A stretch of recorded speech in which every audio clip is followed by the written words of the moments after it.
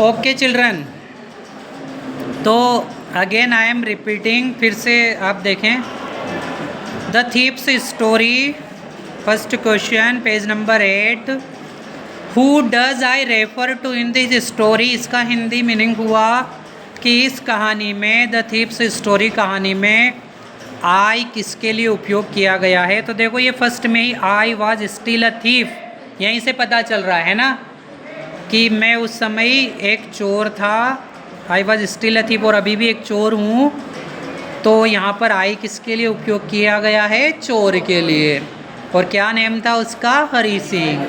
तो आई refers to, देखो इसका answer, I refers to the thief Hari Singh. This is the answer, आप खुद लिख सकते हैं। Second question, what is he a fairly successful hand at. तो a fairly successful hand at, क्या मीनिंग हुआ इसका? तो फेयरली सक्सेसफुल हैंड का मतलब है कि वो चोरी करने में बहुत एक्सपर्ट था। Is that clear?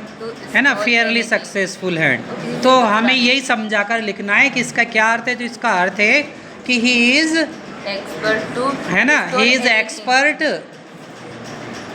स्टील, मतलब इन थेफ्ट, है ना, या stealing something. He is expert in stealing something, चोरी करने में वो एक्सपर्ट था।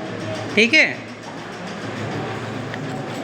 Third question, what does he get from Anil in return for his work. What does he get from Anil in return for his work. तो हम सबको पता है कि वो अनिल के यहाँ काम करता था। तो उसने, अनिल ने और उसने क्या बात करी थी कि भाई वो काम करने के बदले में क्या लेगा। तो अनिल ने उसे कहा था कि भाई तुम खाना खा लेना।